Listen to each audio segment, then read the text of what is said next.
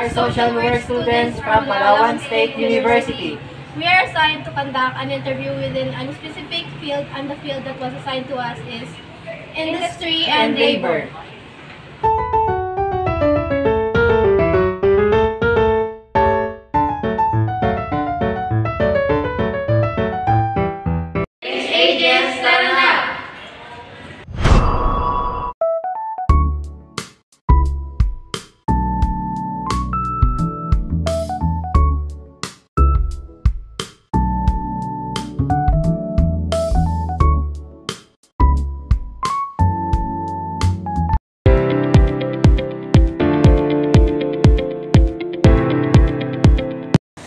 Can you introduce your name po, and when did you start working as a social worker po sa field na to?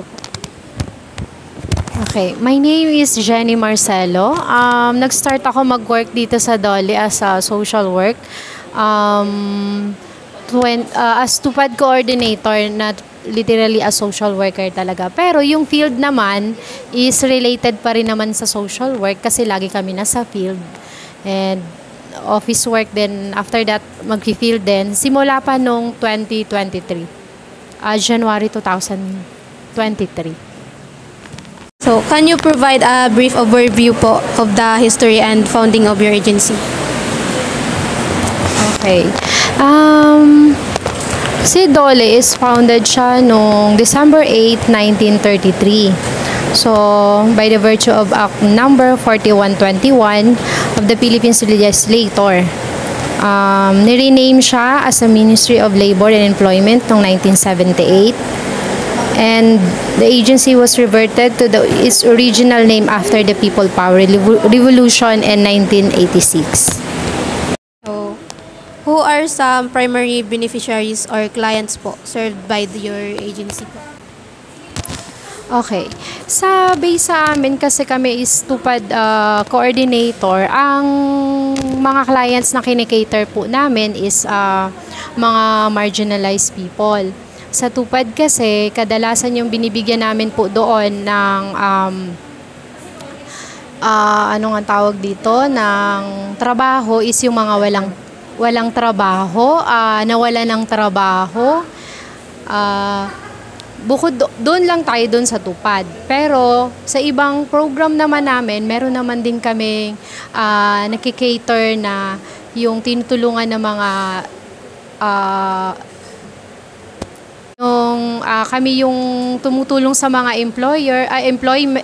employee kapag halimbawa sila ay nagkakaroon ng problema sa kanilang mga wages.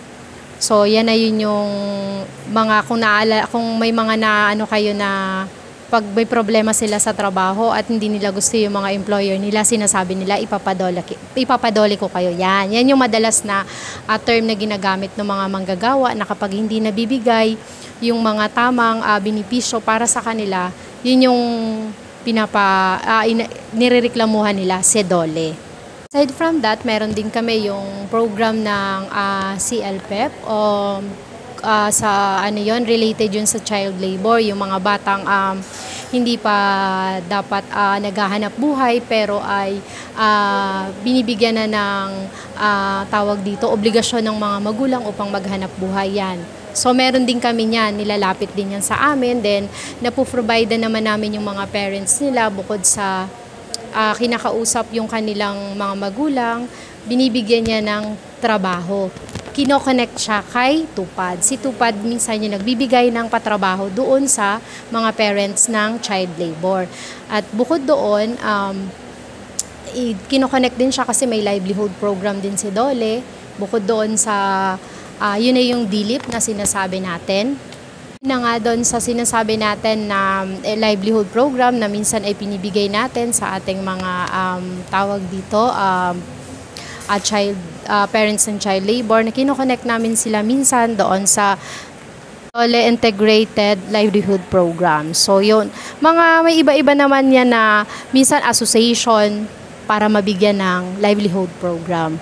Nilalapit yan dito kay Dole. How does your agency identify and assess the needs of its clients po?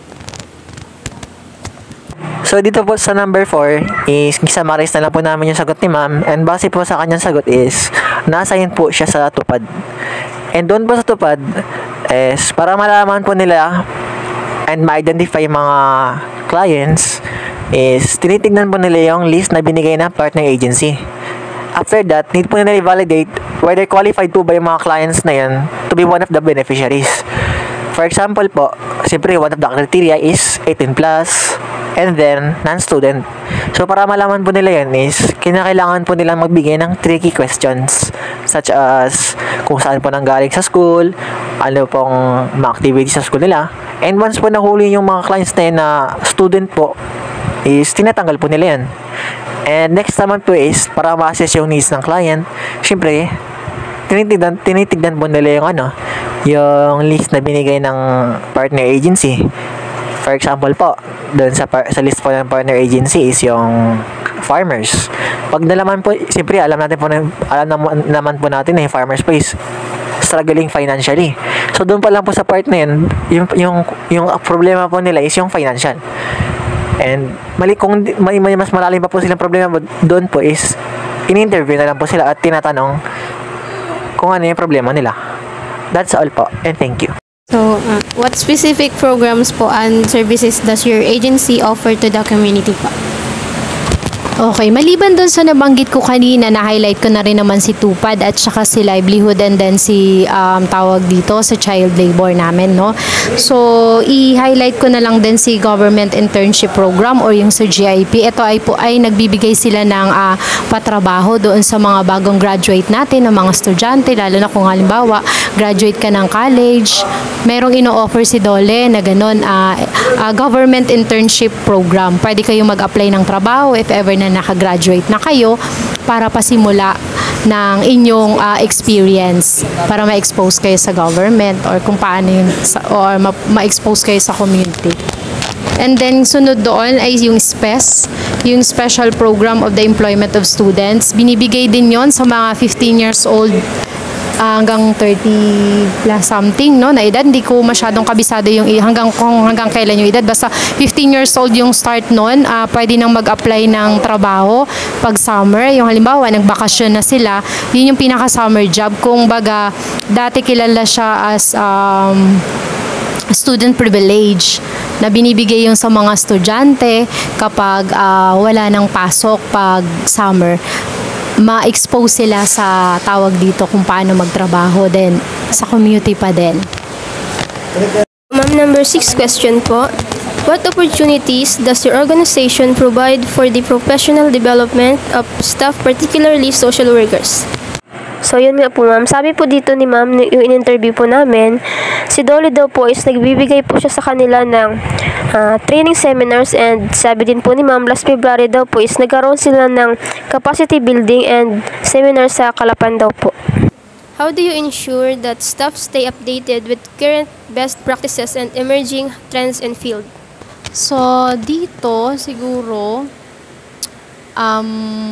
so every time naman may mga changes, binababa naman yan, hinihintay namin yung baba ng RO. Then after that, ino-orient naman kami kung paano i-execute yung ganong program. Then bago naman kami lumabas sa field, so syempre dapat knowledgeable na kami when it comes dito sa bagong program na to, para maayos namin maibigay sa mga beneficiaries or doon sa mga partners namin. Are there any specific trainings, programs, or certification that your organization encourage or requires for staff members?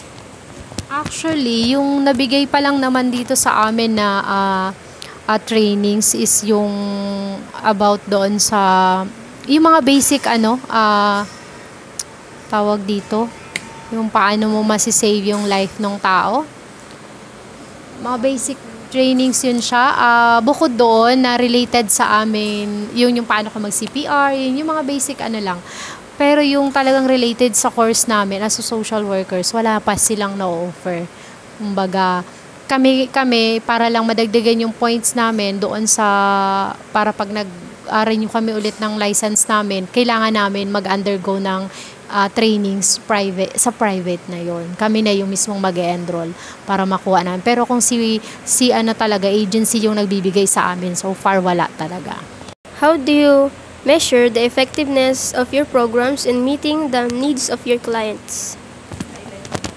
Siguro dito yung i-highlight ko yung program namin about sa child labor, no? So kasi dati may mga munisipyo tayo dito sa Palawan na medyo mataas ang rate ng child labor. So sa ngayon, 2025, medyo na-lessen natin siya. Kumbaga yung mga magulang ng child labor na yan, na itatap namin sa mga program din namin dito like yung sa livelihood and then yung sa as tupad beneficiaries, yan, nagiging tupad beneficiaries din yung mga parents of child labor natin. So, na-aware sila kung paano talaga dapat yung mga bata na ganitong edad pa lang ay dapat nasa school, na hindi sila dapat ginagawang maghanap buhay muna. So, kumbaga, as a parents, yan, nabibigay sila ng trabaho, kaya medyo yung mga anak nila na-enroll na nila, then ang ano na lang doon is monitoring na lang kung talagang patuloy na yung bata ay nag-aaral talaga. What are the main function and responsibilities of social workers in your agency? Actually, yung sa main function talaga dito ng social workers is yung doon sa child labor then and yung sa livelihood program na binibigay ni DOLE. So far, dito, nabibigay naman yung tawag dito, kagaya ng sinabi ko kanina na nanilesen yung dati na maraming munisipyo na nagkakaroon ng child labor, sa ngayon ay nalesen na natin. Tapos doon sa livelihood program, maraming nabibigay na sa mga na-improve na maliliit na manggagawa na na-improve yung kanilang mga tawag dito hanap buhay. So when it comes doon naman sa tupad, kumbaga meron naman ding mga tawag dito na nabibigyan ng pansamantalang hanap buhay. Lalo na yung mga walang hanap buhay ngayon. Tapos meron din kasi kami mga program na kagaya ng Salawat Binhi na naapektuhan sila ng mga kagaya ng El Nino or yung pagbaha. Yan, connected dyan. Bukod doon, meron din kami yung ino-offer sa mga nasa ano natin, persons in tawag dito, nasa kulungan. Sa mga PDLs natin, may ino-offer din po yan dyan na trabaho. Nabibigyan din yan sila. Sa iba-ibang munisipyo nakakapagbigay din si DOLE, and then dito din sa Puerto meron din yan. So far yun yung nakikita kong tawag dito, nagagawa naman ni social worker, no? Related talaga siya sa work ni social worker, yung trabaho na inline na namin. Hindi nga lang kami doon napunta sa child labor or doon sa tawag dito sa livelihood, pero yung function namin as a social worker nagagampanan pa rin namin when it comes sa field, kasi nagfi-field work din talaga kami. O kumbaga isang linggo kami sa field, tas babalik kami dito. Then yon. And what aspect or your job do you find most fulfilling? Para sa akin, fulfillment sa akin yung pag halimbawang dumating na yung sahuran, tatawag si Benep, sasabihin niya, "Ma'am, nakasahod na kami." "Ma'am, okay po, salamat po, nakasahod na kami." May times kasi na nagkakaroon ng error dyan pagdating sa pasahod kay Tupad, kasi dahil sa yung mga number ng beneficiary minsan mali, so hindi sila nabibigyan directly ng kanilang mga transaction code para makapagsahod. So kailangan nilang kumontak sa hotline namin. So pag nasagot namin yun, binibigay namin sa kanila yung kanilang mga transaction code. Fulfillment sa amin yun once na ang mga beneficiary ay nakatanggap na ng kanilang mga sahod at nagpapasalamat sa amin. And then aside from that, yung marami kang sa kliyenteng libo-libong hinawakan mo, lahat sila nakasahod.